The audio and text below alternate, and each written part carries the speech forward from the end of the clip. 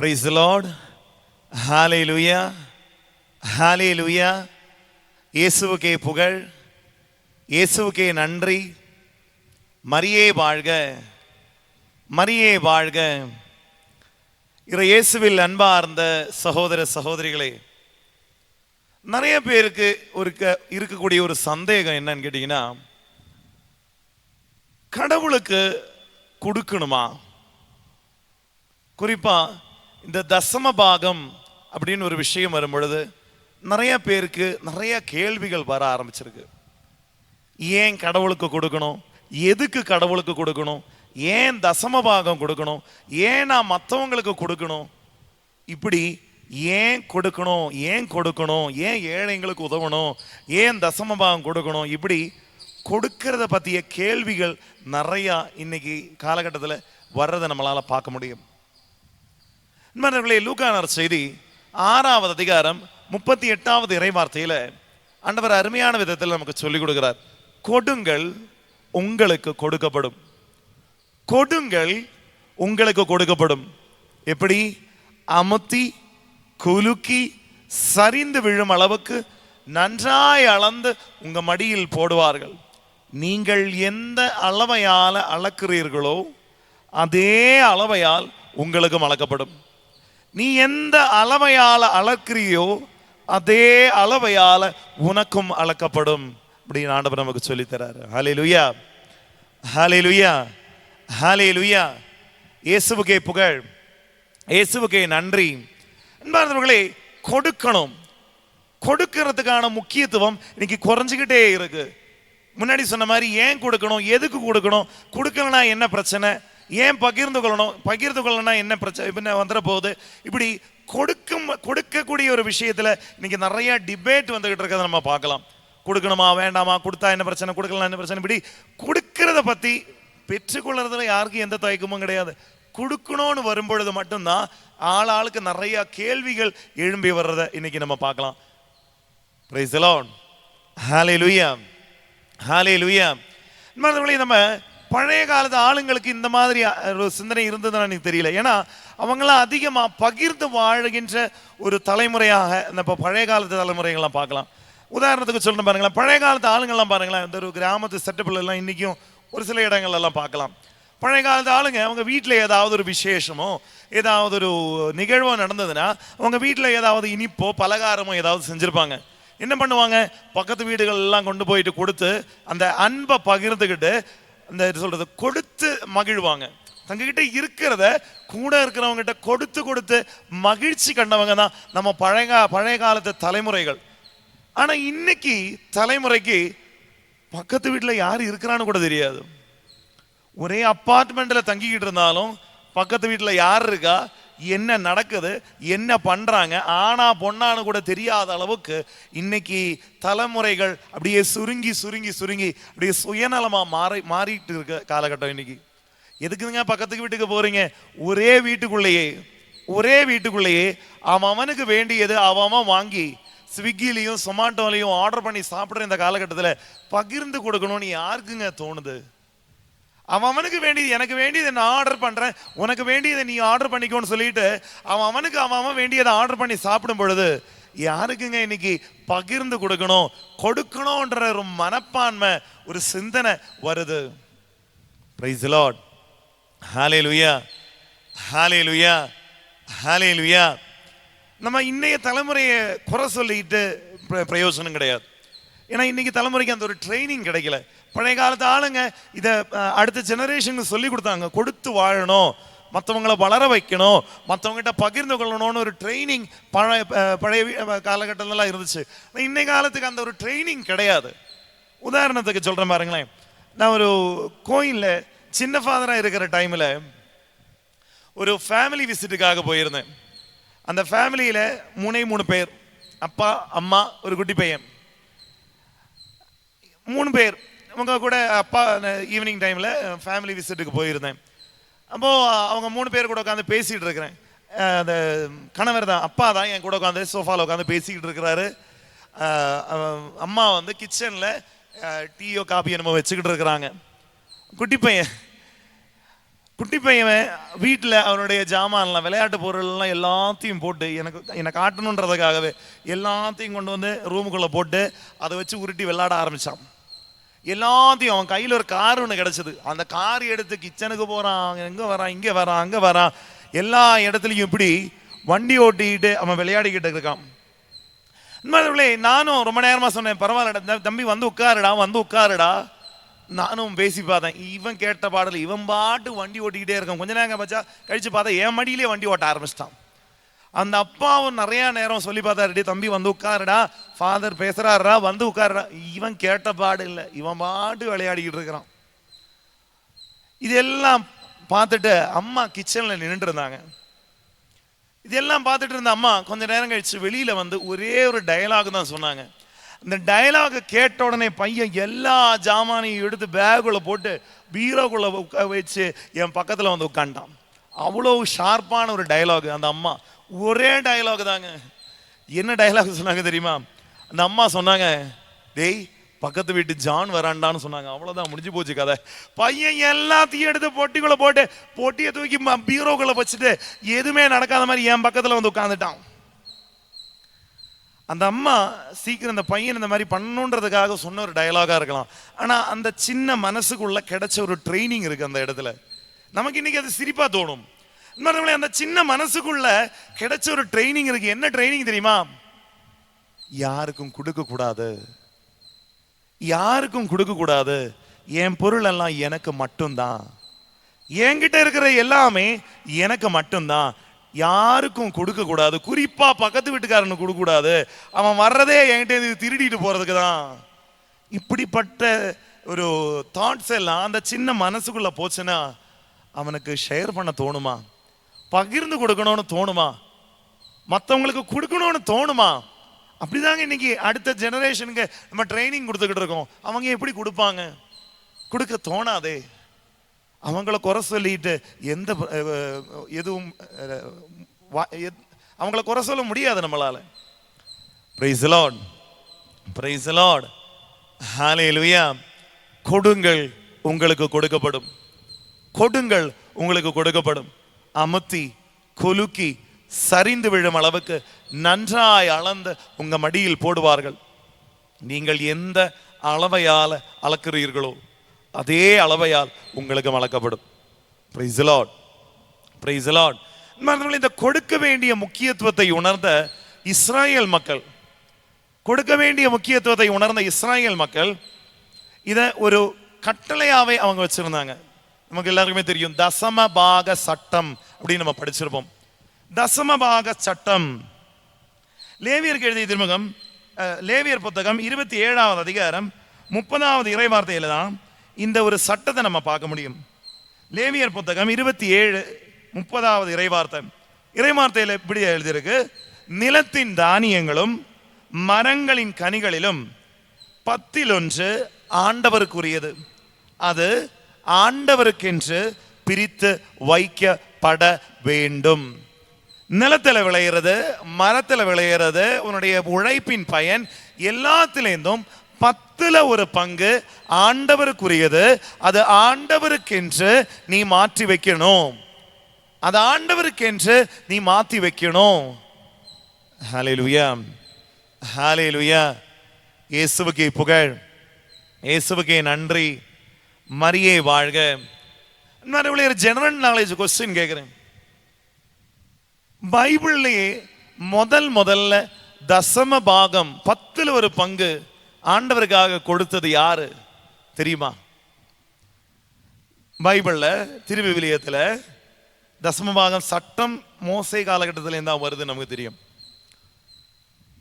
இந்த 10% முதல்ல தசம பாகம் அல்லது 10% கடவுளுக்கு கொண்டு வந்து கொடுத்தது யாரு?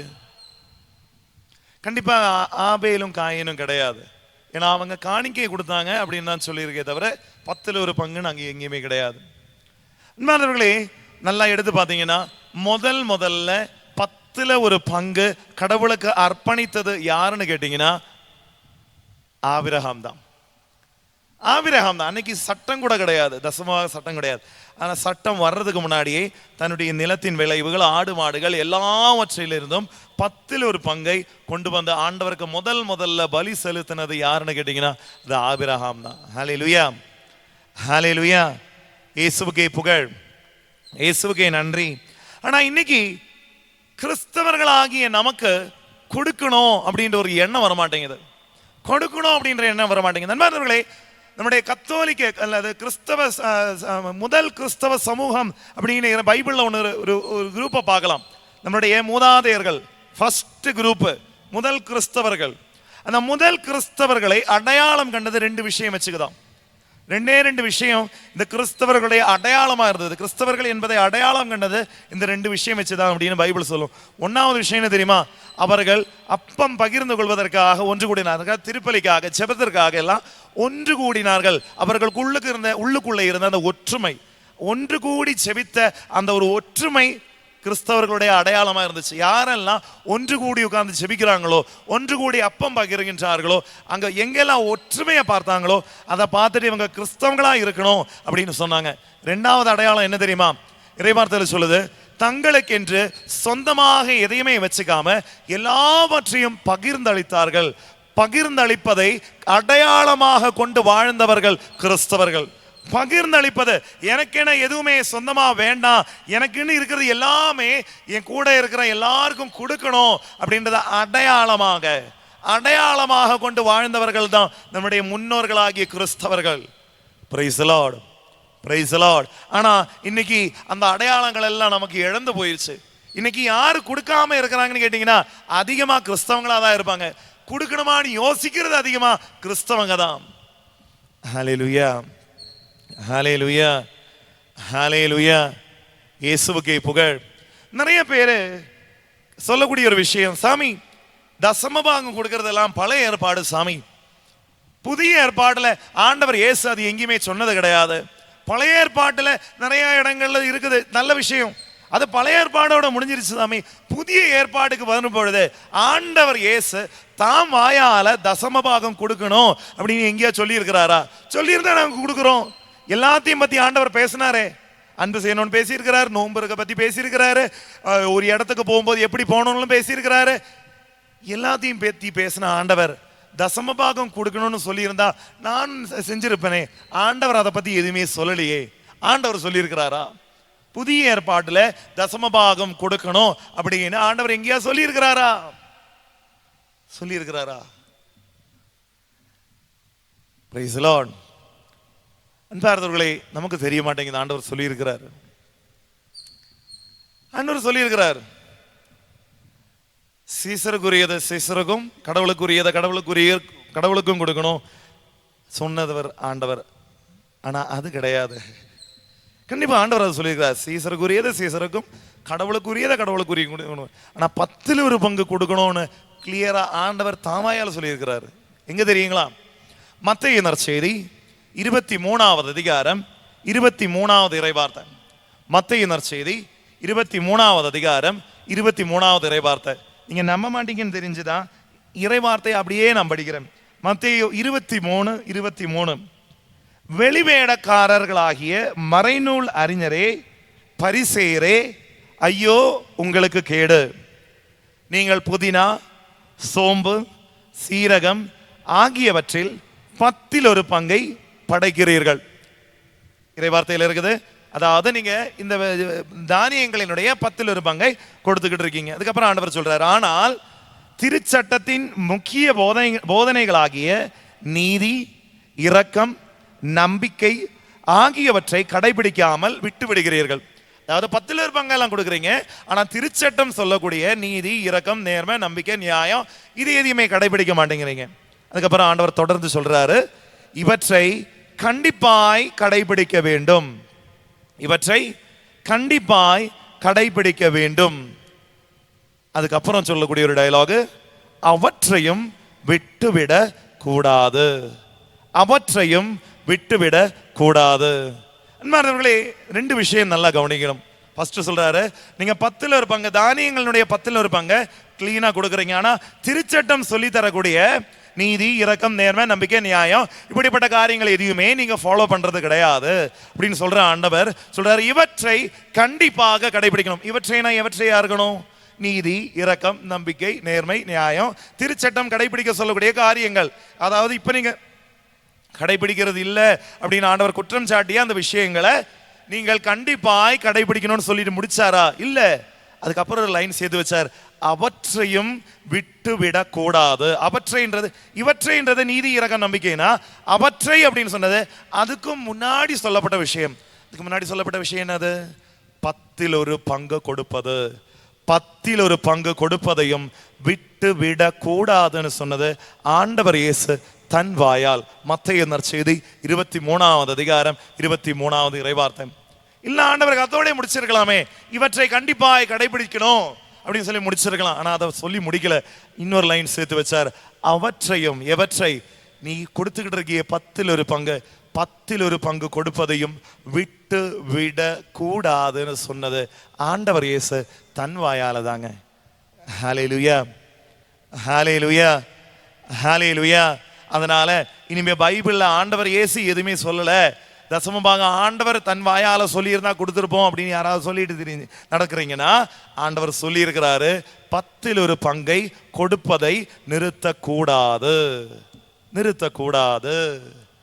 ஹல்லேலூயா, ஹல்லேலூயா, ஹல்லேலூயா. இந்த தசமபாகம்னு சொல்லும் பொழுது நிறைய பேருக்கு ஒரு தவறான கண்ணோட்டம் இருக்கு. என்ன தெரியுங்களா? பணம் கொடுத்தா தசமபாகம் ஆயிருச்சு, பணம் கொடுத்தா தசமபாகம் ஆயிருச்சு அப்படின்னு நிறைய பேர் நினைச்சுக்கிட்டு இருக்காங்க. அப்படியா? பணம் கொடுத்தா தசமபாகம் ஆயிருமா? கண்டிப்பா இல்லைங்க. தசமபாகம் அப்படின்னா என்ன தெரியுமா? ஆண்டவர் என்னுடைய வாழ்க்கையில் கொடுத்துள்ள எல்லா ஆசீர்வாதங்களிலும் ஒரு சின்ன ஒரு பங்கு, 1/10 ஆண்டவருக்கு கொடுக்கிறேன். அதுதாங்க உண்மையான தசமபாகம். பணம் மட்டும்தான் ஆண்டவர் எனக்கு கொடுத்திருக்கிறாரா? பணம் ஆண்டவர் கொடுத்த ஆசீர்வாதங்களை ஒன்னே ஒண்ணு மட்டும்தானே. எனக்கு நல்ல திறமைகளை கொடுத்திருக்கிறாரே ஆண்டவர், திறமைகள்ல ஒரு பங்கு நான் ஆண்டவருக்காக கொடுக்கணுங்க. எனக்கு நேரத்தை கொடுத்திருக்கிறார் ஆண்டவர், நேரத்தில் ஒரு பங்கு ஆண்டவருக்கு கொண்டு போய் கொடுக்கணுங்க. சும்மா பணத்தை கொடுத்தா தசமபாகம் முடிஞ்சிருச்சுன்னா யாரும் நினைச்சுக்கிட்டு இருக்காதீங்க. பணம் மட்டும்தான் தசமபாகம் நிறைய பேர் நினைச்சுக்கிட்டு இருக்காங்க. இல்லைங்க, இல்ல, கண்டிப்பா கிடையாது. பணம் மட்டும்தான் தசமபாகம்லாம் கிடையாது. ஹல்லேலூயா, ஹல்லேலூயா. ஆண்டவர் என்னுடைய வாழ்க்கையில் என்னென்னலாம் கொடுத்திருக்கிறாரோ, அது பணமா இருக்கலாம், திறமைகளா இருக்கலாம், என்ன சொல்றது, என்னுடைய நேரமா இருக்கலாம், எல்லாமே ஆண்டவர் எனக்கு என்னென்னலாம் கொடுத்திருக்கிறாரோ எல்லாத்திலையும் ஒரு பங்கு ஆண்டவருக்காக கொடுக்கிறதுக்கு பேரு தாங்க தசமபாகம். ஹல்லேலூயா, ஹல்லேலூயா, ஹல்லேலூயா. இயேசுவுக்கே புகழ், இயேசுவுக்கே நன்றி. மரியே வாழ்க, மரியே வாழ்க. அன்பார்ந்தவர்களே, இப்படி தசமபாகம் கொடுக்கணும்னு சொல்லும் பொழுது ஒரு சிலருக்கு வரக்கூடிய ஒரு சந்தேகம் ஒன்று இருக்கு. ஒரு சிலர் என்கிட்டே கேட்டிருக்காங்க, சாமி கடவுளுக்கு எதுக்கு சாமி ஏன் பணம்? இந்த பணம் எல்லாமே கொடுத்தது கடவுள் தானே. சரி பணம் விடுங்க, என்னுடைய திறமைகள், எனக்கு இந்த திறமைகள்லாம் கொடுத்தது கடவுள் தானே. ஆமா, அப்போ நான் ஏன் இந்த திறமையை கடவுளுக்கு கொடுக்கணும்? எனக்கு நேரம் கொடுத்தது கடவுள் தானே, அப்புறம் நான் ஏன் அந்த நேரத்தை கடவுளுக்கு கொடுக்கணும்? அவர் தான் எனக்கு கொடுத்துருக்கிறாரு, நான் ஏன் திருப்பி அங்கே கொடுக்கணும்? என் பணம் இல்லைனா, இல்லை என் சப்போர்ட் இல்லைனா கடவுளால் இருக்க முடியாதா? கடவுளால் மற்றவங்களை ஆசீர்வதிக்க முடியாதா? நான் கொடுத்தா மட்டும்தான் கடவுளால் ஆசீர்வதிக்க முடியுமா? ஹல்லேலூயா, ஹல்லேலூயா. இயேசுவுக்கே புகழ். ஏன் பணம் கடவுளுக்கு தேவையா? ஏன் உதவி கடவுளுக்கு தேவையா? தேவையா? திருப்பாடல் 50வது திருப்பாடல் 8லேருந்து 12 வரையுள்ள இறைவார்த்தைகள் பார்த்தீங்கன்னு வைங்களேன். அங்க பாடலாசிரியர் அழகா சொல்லி வச்சிருக்கக்கூடிய ஒரு சில வார்த்தைகள் அங்க ஆண்டவர் மக்களை பார்த்து பேசக்கூடிய வார்த்தைகள் அங்க இருக்கும். உங்கள் வீட்டின் காளைகளையோ உங்கள் தொழுவத்தின் ஆட்டுக்கிடாய்களையோ நான் ஏற்றுக்கொள்வதில்லை, ஏனெனில் காட்டு விலங்குகள் எல்லாம் என் உடைமைகள், 1000 குன்றுகளில் மேயும் கால்நடைகளும் என்னுடையவையே, குன்றத்து பறவைகள் அனைத்தையும் நானே படைத்தேன். இது எல்லாமே சொல்லிட்டு வர ஆண்டவர் கடைசியில் ஒரு டயலாக் ஒன்று வைப்பார். இது எல்லாமே என்னுடையதுன்னு சொல்றவரை கடைசியில் சொல்லுவார், எனக்கு பசித்தால் நான் உங்களை கேட்க போவதில்லை. எனக்கு ஒரு தேவை வரும் பொழுது நான் ஏன் உங்ககிட்ட கேட்கணும்? இது எல்லாமே என்னுடையதாச்சே. படைப்பு எல்லாமே கடவுளுதாச்சே. கடவுளுக்கு எதுக்கு நம்ம கிட்ட கேட்டுக்கணும்? நம்ம ஏன் கொடுக்கணும்? அப்போ கொஸ்டின் இன்னும் கொஞ்சம் ஸ்ட்ராங் ஆகுது. கடவுளுக்கு தேவையில்லைன்னா நான் ஏன் கொடுக்கணும்? இது எல்லாமே கடவுளுடையது, அப்புறம் நான் ஏன் கொடுக்கணும்? அன்பானவர்களே, ஒரு உதாரணம் சொன்னா புரிஞ்சுப்பீங்கன்னு நினைக்கிறேன். நம்ம ஏன் கடவுளுக்கு கொடுக்கணும்? ஒரு உதாரணம் சொல்றேன். பழைய காலத்துல இந்த காலத்துல அதிகமாகலாம் நம்ம பார்த்தது கிடையாது.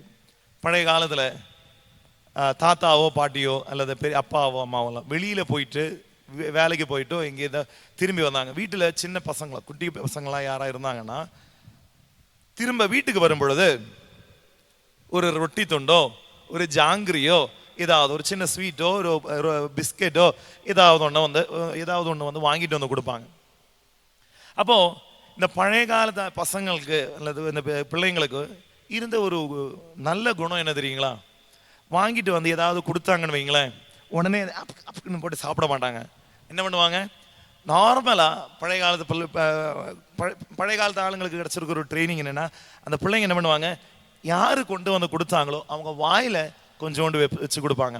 அதுலேருந்து கொஞ்சோண்டு எடுத்து அவங்க வாயில வச்சு கொடுப்பாங்க. உதாரணத்துக்கு அப்பா ஒரு ரொட்டி துண்டு கொண்டு வந்து கொடுத்தாருன்னா அதை எடுத்து அப்புக்குன்னு அடிக்காம முதல்ல அந்த பையனோ பொண்ணு என்ன பண்ணுவாங்க, அதுலேருந்து கொஞ்சோண்டு எடுத்து அந்த அப்பா வாயில வச்சு கொடுப்பாங்க. பார்த்துருக்கீங்களா? ஹல்லேலூயா, ஹல்லேலூயா. அந்த பையனுக்கு தெரியும், இந்த ரொட்டி துண்டை முழுசா வாங்கிட்டு வந்ததே என் அப்பா தான், இதை முழுசா என்கிட்ட கொடுத்ததே என் அப்பா தான். நான் கொடுக்கக்கூடிய இந்த சின்ன பீஸ் வச்சுதான் என் அப்பா உயிர் வாழணும்னு ஒரு அவசியமும் கிடையாது. என் அப்பாவுக்கு இது இல்லாமே வேறையும் சாப்பாடு இருக்குது, இது வச்சுதான் என் அப்பா வாழணும்னு ஒரு அவசியமும் கிடையாது. இது எல்லாமே அந்த பையனுக்கும் தெரியும். ஆனா இது எல்லாமே தெரிஞ்சும் ஏன் அந்த பையன் தான்கிட்ட இருக்கிற அந்த ரொட்டி துண்டை, அப்பா தனக்கிட்ட கொடுத்த அந்த ரொட்டி துண்டிலேருந்து கொஞ்சோண்டு எடுத்து அப்பா வாயில வச்சு கொடுக்குறான்? ஏன்? அவ்வளவுதாங்க. அன்பை வெளிப்படுத்த, பாசத்தை வெளிப்படுத்த கொடுக்கிறத விட வேற வழியே கிடையாது. அன்பை வெளிப்படுத்த அல்லது பாசத்தை வெளிப்படுத்த கொடுக்கிறத விட வேற வழியே கிடையாது. அந்த பையன் கிட்ட கொடுக்கிறதுக்கு வேற எதுவுமே கிடையாது. அப்பா அவங்கிட்ட கொடுத்த அந்த ரொட்டி துண்டு மட்டும்தான் அவங்கிட்ட இருக்கு, அவனுக்கு வேற எதுவுமே கிடையாது. அப்ப என்ன பண்றான், அவங்கிட்ட இருக்கிறதுல இருந்து கொஞ்சோண்டு எடுத்து அப்பா வாயில வச்சு கொடுக்கிறான். எதுக்கு? அப்பா மேல இருக்கிற அன்பை வெளிப்படுத்த. அப்பா மேல இருக்கிற அன்பை வெளிப்படுத்த. கொடுக்கும் பொழுது அன்பு வெளிப்படுது. பெற்றோர் கூட பிள்ளைங்க மேல இருக்கிற அன்பை எப்படி வெளிப்படுத்துறாங்க? சும்மா கட்டி பிடிச்சு நடந்தா இல்ல, கொடுத்து தாங்க அன்பு வெளிப்படுத்துறாங்க. நல்ல படிப்பை கொடுத்து, நல்ல உடையை கொடுத்து, நல்ல உடல் நலத்தை கொடுத்து, நல்ல சூழ்நிலைகளை அமைச்சு கொடுத்து, இப்படி கொடுத்து தாங்க அன்பை வெளிப்படுத்துறாங்க. பெற்றோரும் எல்லாருமே அன்பு வெளிப்படுத்துறது எப்படின்னு பாத்தீங்கன்னா கொடுத்து தான் அன்பு வெளிப்படுத்துறாங்க. ஹல்லேலூயா, ஹல்லேலூயா. கடவுள் கூட நம்ம மேல இருக்கிற அன்பை எப்படி வெளிப்படுத்தினாருன்னு யோவான் நற்செய்தி 3வது அதிகாரம் 16வது இறைவார்த்தையில படிப்போம். தன் ஒரே மகன் மீது நம்பிக்கை கொள்ளும் எவரும் அழியாமல் நிலை வாழ்வை பெறும் பொருட்டு அந்த மகனையே கொடுக்கும் அளவுக்கு கடவுள் உலகின் மேல் அன்பு கூர்ந்தார். அந்த மகனையே கொடுத்து அன்பு செய்தார். கொடுத்து தாங்க அன்பு வெளிப்படுத்த முடியும். கொடுக்கும் பொழுது தாங்க அன்பு வெளிப்படும், வாங்கும் பொழுது கிடையாது. கொடுக்கறதுல தாங்க அன்பு இருக்கு. ப்ரொப்போஸ் பண்ணும் போது கூட பூ கொடுத்து தான் ப்ரொப்போஸ் பண்ணுவாங்க. கொடுக்கும் பொழுதுதான் அன்பு வெளிப்படுது. ஹல்லேலூயா, ஹல்லேலூயா, ஹல்லேலூயா. அப்போ சின்ன பையன், நம்ம முன்னாடி சொன்ன அந்த சின்ன பையனும் தாங்கிட்ட இருக்கிற அந்த ரொட்டி துண்டிலேருந்து கொஞ்சோண்டு எடுத்து அப்பா வாயில வச்சு கொடுக்கும் பொழுது தான் மனசுக்குள்ள இருக்கிற அன்பு அவன் வெளிப்படுத்துறான். அதே போல நமக்கும் நம்ம வாழ்க்கையில கடவுள் கிட்ட கொடுக்கறதுக்கு வேற எதுவுமே கிடையாது. கடவுள் எனக்கு கொடுத்தது மட்டும்தான் என்கிட்ட இருக்குது. ஆண்டவர் என் வாழ்க்கையில கொடுத்த காரியங்கள், ஆசீர்வாதங்கள் மட்டும்தான் என்கிட்டயும் இருக்கு. அதுலேருந்து ஒரு சின்ன ஒரு பங்கு எடுத்து கடவுள்கிட்ட கொடுக்கறதுக்கு பேரு தாங்க தசம பாகம். அன்பை வெளிப்படுத்துகின்ற அடையாளம் தான் தசம பாகம்.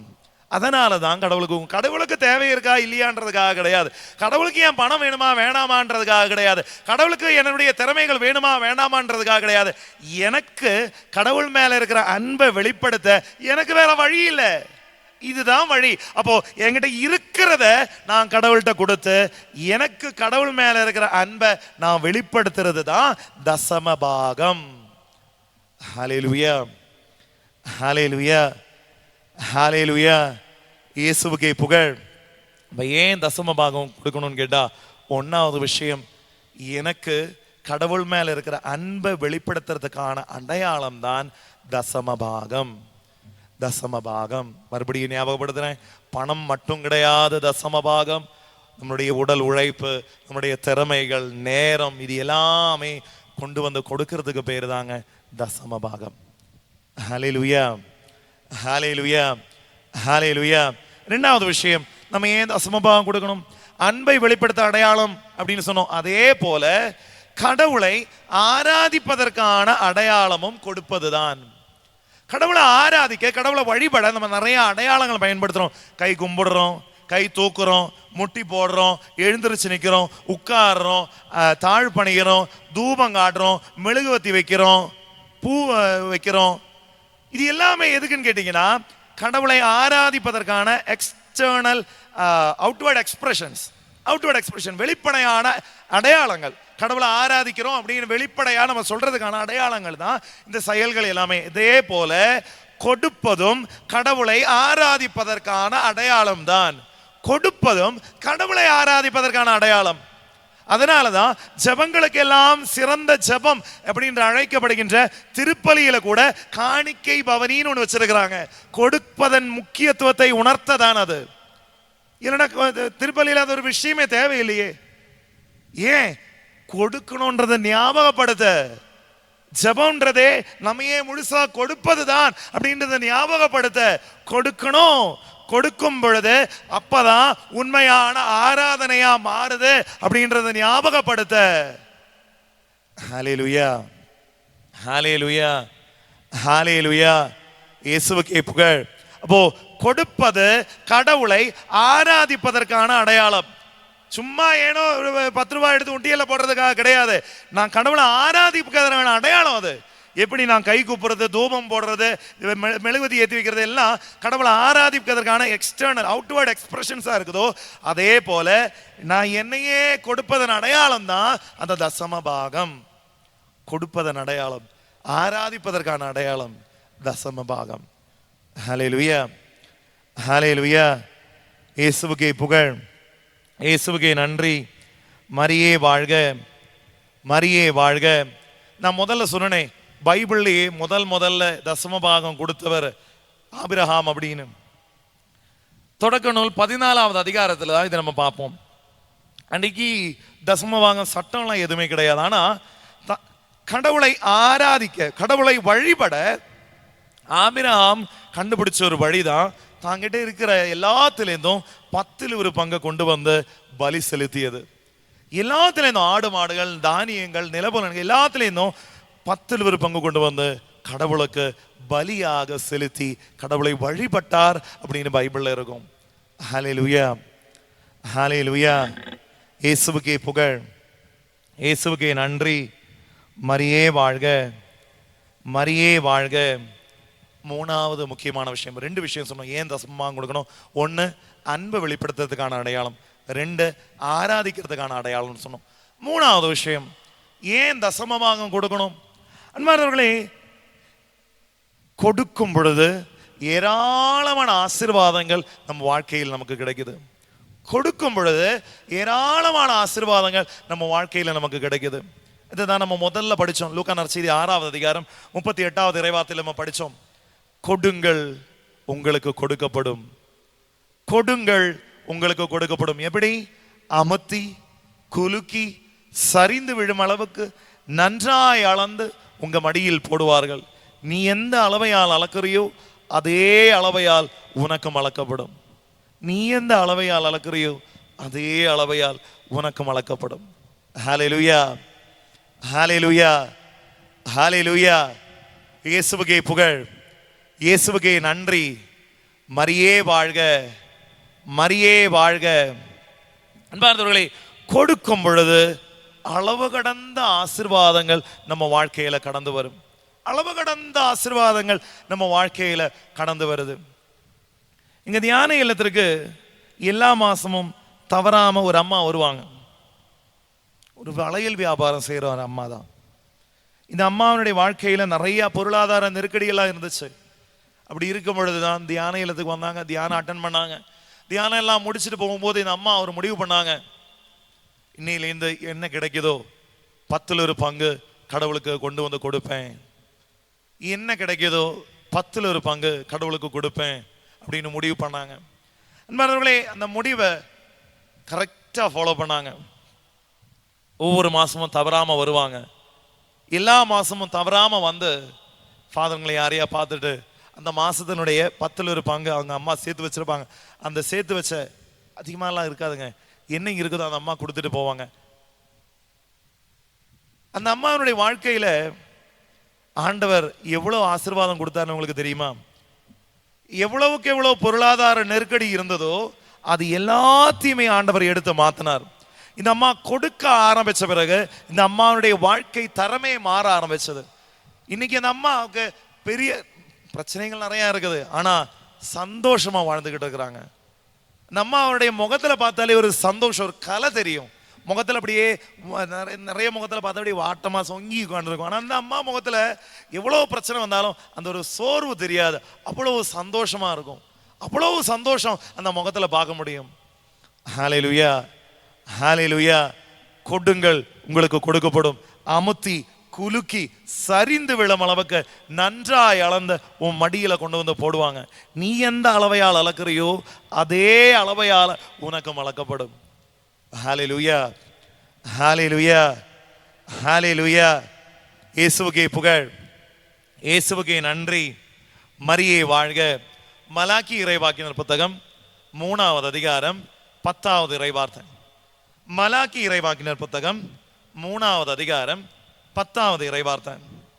என் இல்லத்தில் உணவு இருக்கும் பொருட்டு 10ல் ஒரு பங்கு முழுவதையும் கொண்டு வந்து அங்கே களஞ்சியத்தில் சேருங்கள். அதன் பிறகு நான் வானத்தின் பல கனிகளை திறந்து உங்கள் மேல் ததும்பி வழியுமாறு ஆசி வழங்குவேன். நான் வானத்தின் பல கனிகளை திறந்து உங்கள் மேல் ததும்பி வழியுமாறு நான் ஆசி வழங்குவேன். ஹல்லேலூயா, ஹல்லேலூயா. நீ கொடுக்கும் பொழுது வானத்தின் பலகனிகளை திறந்து உன்மேல் ததும்பி வழியுமாறு ஆண்டவர் உன் வாழ்க்கையை ஆசீர்வதிப்பார். ஹல்லேலூயா, ஹல்லேலூயா. நான் நிறைய பேருக்கு வரக்கூடிய அடுத்த கேள்வி என்ன தெரியுமா? சாமி, கொடுக்கறதுக்கு எனக்கே ஒண்ணுமில்லை, நான் எங்கேருந்து மற்றவங்களுக்கு கொடுக்கறது? எனக்கே வாழ்றதுக்கு ஒண்ணுமில்லை, எனக்கே ஒண்ணுமில்லை, நான் எங்கேருந்து மற்றவங்களுக்கு கொடுக்கறது? நான் எங்கேருந்து மற்றவங்களுக்கு கொடுக்கறது? இந்த கேள்வி நிறைய பேர்கிட்ட நானும் கேட்டிருக்கேங்க. எனக்கே ஒண்ணுமில்லை சாமி, நான் எங்கேருந்து சாமி மற்றவங்களுக்கு கொடுக்கறது? அன்பானவர்களே, 1 அரசர்கள் புத்தகம் 17வது அதிகாரத்தில் எலியா இறைவாக்கினர் இந்த இஸ்ராயல் நாட்டில் ஒரு பெரிய பஞ்சம் ஏற்படும். 3 வருஷம் மழை பெய்யாத பெரிய பஞ்சம் ஏற்படும். அந்த பஞ்சத்தின் டைம்ல ஒரு சாரிபாத் அப்படின்ற ஒரு ஊர் வழியா கடந்து போவார். அந்த ஊர் வழியா போகும்போது நம்ம ஆளுக்கு பசிக்கும். பசிச்சோடனே அப்படியே பார்ப்பார் நிறைய வீடுகள். அந்த ஒரு வீட்டில் போய் கதவை தட்டுவார். அந்த வீட்டில் 2 பேர், ஒரு ஏழை கைம்பெண்ணும் படுத்த படுக்கையில் இருக்கக்கூடிய அவருடைய மகன், 2 பேர் தான். உடனே அந்த வீட்டில் தட்டிட்டு நம்ம எலியா இறைவாக்கினர் அவங்க கிட்ட கேட்பாரு, எப்பா எனக்கு பசிக்குது, ஏமா எனக்கு பசிக்குது, சாப்பிட்றதுக்கு ஏதாவது கொடுங்க, சாப்பிட்றதுக்கு ஏதாவது கொடுங்க அப்படின்னு சொல்லிட்டு இறைவாக்கினர் கேட்பார். உடனே அந்த அம்மா சொல்லுவாங்க, நம்ம சொல்லுவோமே டயலாக், அதே டயலாக் வித்தவுட் எனி சேஞ்ச் அந்த அம்மா அப்படியே சொல்லியிருப்பாங்க, எங்களுக்கே ஒண்ணுமில்லை, நான் எங்கேருந்து உங்களுக்கு கொடுக்கறது? நம்ம சொல்றோமே அதே டயலாக் வித்தவுட் எனி சேஞ்ச் அப்படியே அந்த அம்மாவும் சொன்னாங்க, எங்களுக்கே ஒண்ணுமில்லை, இருக்கிறதே கொஞ்சோண்டு மாவு, கொஞ்சோண்டு எண்ணெய், இதை வச்சுதான் நாங்களே பொழப்பு நடத்திக்கிட்டு இருக்கோம், எங்களுக்கே ஒண்ணுமில்லை, இதுலேருந்து நான் எங்கேருந்து உங்களுக்கு தர்றது அப்படின்னு சொல்லிட்டு அந்த அம்மா கேட்பாங்க. அப்போ இறைவாக்கினர் மறுபடியும் சொல்லுவாரு, அதெல்லாம் நீ கண்டுக்காத, எனக்கு இப்ப பசிக்குது, நீ சாப்பாடு கொடு. இந்த அம்மா சரி இறைவாக்கினர் கேட்கிறாரே, எப்படியும் ஒன்றுத்துக்கு ரொம்ப நாளைக்கு நிற்க போகிறது கிடையாது, இறைவாக்கினருக்காச்சும் கொடுப்போமே அப்படின்னு சொல்லிட்டு இருந்த மாவை எடுத்து இந்த அம்மா இறைவாக்கினருக்கு அப்பம் சுட்டு கொடுத்தாங்க. இவரும் அப்பத்தை எல்லாம் சாப்பிட்டு பையனை ஆசீர்வதிச்சு குணப்படுத்திட்டு நம்ம ஆளு எந்திரிச்சு போயிட்டார். இவர் எழுந்திரிச்சு போன பிறகு அந்த வீட்டுல ஒரு அற்புதம் நடந்ததாக திருவிவிலியம் நமக்கு சான்று பகர்கின்றது. அந்த வீட்டுல மட்டும் திருவிவிலியம் சொல்லுது, எந்த வீடு ஒண்ணுமே இல்லாத பொழுதும் கொடுக்கிறதுக்கான மனசு காட்டுச்சோ அந்த வீட்டுல மட்டும் கடைசி வரைக்கும் பாத்திரத்துல மாவும் குறையல, எண்ணெயும் வற்றி போகவில்லை. ஹல்லேலூயா, ஹல்லேலூயா. எந்த வீடு ஒண்ணுமே இல்லாத நேரத்திலையும் கொடுக்கிறதுக்கான மனசு இருந்ததோ, எந்த குடும்பத்துக்கு ஒண்ணுமே இல்லைன்ற நிலைமையிலையும் கொடுக்கணும்னு தோணுதோ அந்த குடும்பத்துக்கு மட்டும் கிடைக்கிற ஆசீர்வாதம் அது. உன் வாழ்க்கையில என்னைக்குமே ஒருபோதும் உன் பாத்திரத்துல மாவும் வற்றி போகாது, எண்ணெயும் தீர்ந்து போகாது. ஹல்லேலூயா, ஹல்லேலூயா, ஹல்லேலூயா. அந்த ஊர்ல இருந்த மீதி வீடுகள்லாம் இல்லைங்க. எந்த வீடுக்கு கொடுக்க தோணுச்சோ, ஒண்ணுமே இல்லாத பொழுதும் கொடுக்கணும்ன்ற மனசு வந்ததோ அந்த வீட்டுல மட்டும் நடக்கக்கூடிய அற்புதம் அது. இன்னைக்கும் எந்தெந்த வீடுகள் ஒண்ணுமே இல்லாத பொழுதும் கொடுக்கிறதுக்கு முன் வராங்களோ அந்த வீடுகள்ல எடுத்து பாருங்களேன், அவங்களுக்கு என்னைக்குமே குறையே வராது, குறையே வந்ததும் கிடையாது. ஹல்லேலூயா, ஹல்லேலூயா, ஹல்லேலூயா. இயேசுவுக்கே புகழ், இயேசுவுக்கே நன்றி. அன்பார்ந்தவர்களே, சிம்பிளா சொல்றேன், என்கிட்ட ஒரு 10,000 ரூபாய் இருக்குதுன்னு வைங்களேன். 10,000 ரூபாய் இருக்குது, அதுல ஒரு 10 ரூபாய் கொடுக்கணும் அப்படின்னா எனக்கு வலிக்குமா? ஒன்றும் பெருசா எல்லாம் வலிக்காது. 10,000 ரூபாயில 10 ரூபாய் கொடுத்தா என்ன வந்துட போகுது? 10 ரூபாய் கொடுக்கறது பெரிய மேட்டரே கிடையாது. என்கிட்ட இருக்கிறதே 20 ரூபான்னு வைங்களேன். அப்ப 10 ரூபாய் கொடுக்கறதுக்கு எனக்கு வலிக்குமா? நிச்சயம் வலிக்குங்க. அந்த வலிதான் உனக்கு ஆசீர்வாதமா மாறும். ஒண்ணுமே இல்லைன்ற பொழுதும் கொடுக்கிறதுக்கான மனசு உனக்கு இருந்தா உன் வாழ்க்கை ஆசீர்வதிக்கப்படும். ஹல்லேலூயா, ஹல்லேலூயா. இயேசுவுக்கே புகழ், இயேசுவுக்கே நன்றி. மரியே வாழ்க. சீராக்கின் ஞானம் 35வது அதிகாரம் 8, 9, 10 இறை வார்த்தைகள். சீராக்கின் ஞானம் 35வது அதிகாரம் 8, 9, 10 இறை வார்த்தைகள். கொடை வழங்கும் பொழுதெல்லாம் முகமலர்ச்சியோடு கொடுங்கள். கொடை வழங்கும் பொழுதெல்லாம் முகமலர்ச்சியோடு கொடுங்கள். சோர்ந்து சொங்கி போயெல்லாம் கிடையாது, ஐயோ கொடுக்கணுமேன்றதாங்க. முகமலர்ச்சியோடு கொடுங்கள். 10ல் ஒரு பங்கை மகிழ்ச்சியோட கடவுளுக்கு உரித்தாக்குங்கள். 10ல் ஒரு பங்கு தசமபாகம் கொடுக்கும் பொழுது மகிழ்ச்சியோட கொடுங்க. ஐயோ கொடுக்கணுமே, ஐயோ கடவுள்கிட்ட கொடுக்கணுமே அப்படின்ற ஒரு ஏக்கத்தோட கவலையோட கிடையாது. 10ல் ஒரு பங்கு கொடுக்கிறியா, மகிழ்ச்சியோடு கடவுளுக்கு உரித்தாக்குங்கள். உன்னத இறைவன் உனக்கு கொடுத்திருப்பதற்கு ஏற்ப நீங்களும் கொடுங்கள். உன்னத இறைவன் உனக்கு கொடுத்திருப்பதற்கு ஏற்ப நீங்களும் கொடுங்கள். உன்னால் முடிந்த அளவுக்கு தாராளமாய் கொடு. உன்னால் முடிந்த அளவுக்கு தாராளமாய் கொடு. ஆண்டவரே உனக்கு கைமாறு செய்வார். ஆண்டவரே உனக்கு கைமாறு செய்வார். உன்கிட்ட இந்த ஆசீர்வாதம் பெற்றுக்கொள்றவங்க கிடையாது, உன்னுடைய பங்கு தந்தை கிடையாது, நீ யாருக்கு பணம் கொடுத்தியோ அவங்க கிடையாது. உனக்கு கைமாறு தரப்போறது யாரு தெரியுமா? ஆண்டவர் உனக்கு கைமாறு செய்வார். ஆண்டவரே உனக்கு கைமாறு செய்வார். கடைசி லைன் சொல்லும், 7 மடங்கு திருப்பி கொடுப்பார். 7 மடங்கு உன் வாழ்க்கையில திருப்பி கொடுப்பார். ஹல்லேலூயா, ஹல்லேலூயா, ஹல்லேலூயா. இயேசுவுக்கே புகழ், இயேசுவுக்கே நன்றி. மரியே வாழ்க, மரியே வாழ்க. ஹல்லேலூயா.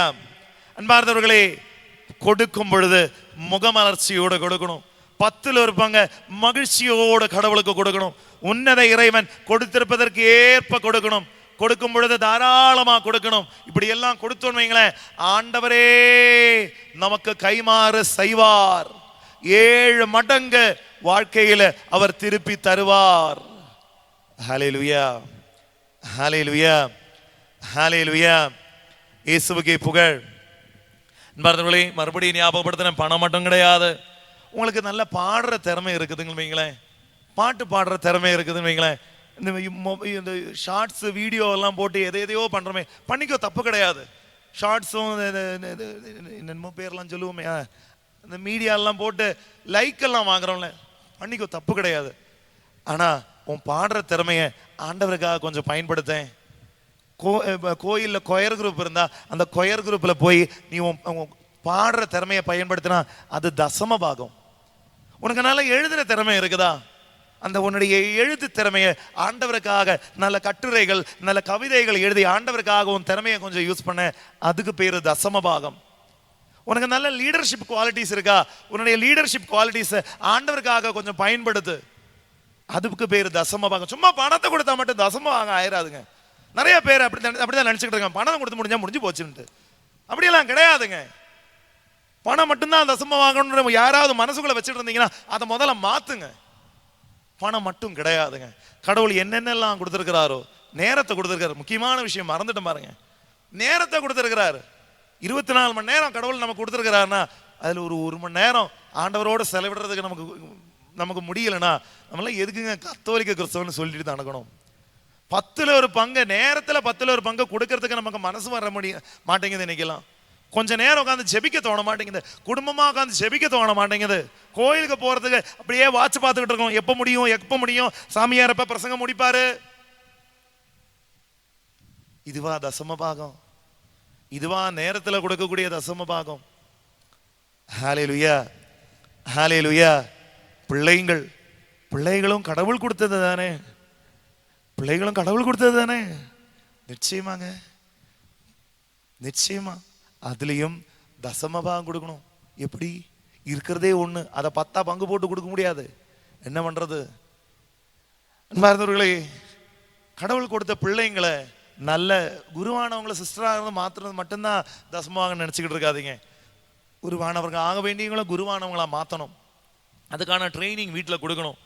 நல்ல சிஸ்டருங்களா துறவர வாழ்க்கைக்கு அவங்களுக்கு ஒரு ஈடுபாடு இருக்க மாதிரி இருந்தால் அவங்களுக்கு ஹெல்ப் பண்ணுங்க. அவங்கள அந்த ஒரு அழைத்தல வளர்றதுக்கு நல்ல சூழ்நிலைகள் உருவாக்கி கொடுங்க. நல்ல குடும்ப வாழ்க்கைக்கு அழைக்கப்பட்ட பிள்ளைகள் உங்கள் வீட்டில் இருந்தாங்கன்னா நல்ல குடும்ப வாழ்க்கைக்கு அவங்கள தயாரிங்க. இப்படி பிள்ளைகளை நல்ல முறையில் தயாரிக்கிறதும் நல்ல ஒரு தசம பாகம் தாங்க. ஹல்லேலூயா, ஹல்லேலூயா, ஹல்லேலூயா. ஒரே ஒரு அனுபவத்தை சொல்லிட்டு நான் முடிச்சிடுறேன். அன்பார்ந்தவர்களே, எங்களுடைய ஒரு ஃபாதர் என்கிட்ட பகிர்ந்து கொண்ட ஒரு அனுபவம் அது. அவருடைய பேட்ச்மேட்டினுடைய ஒருவருடைய அப்பா இறந்துட்டார். அப்பா இறந்துட்டு ஃபியூனரலுக்கு எல்லாருமே போய் நிற்கிறாங்க. கிட்டத்தட்ட 43 பேர் என்னமோ அந்த பேட்ச்ல இருந்திருக்கிறாங்க. 43 பேர் சுற்றி அந்த ஃபியூனரல் அட்டன் பண்ணி ஃபியூனரல்லாம் முடிஞ்சிருக்கு.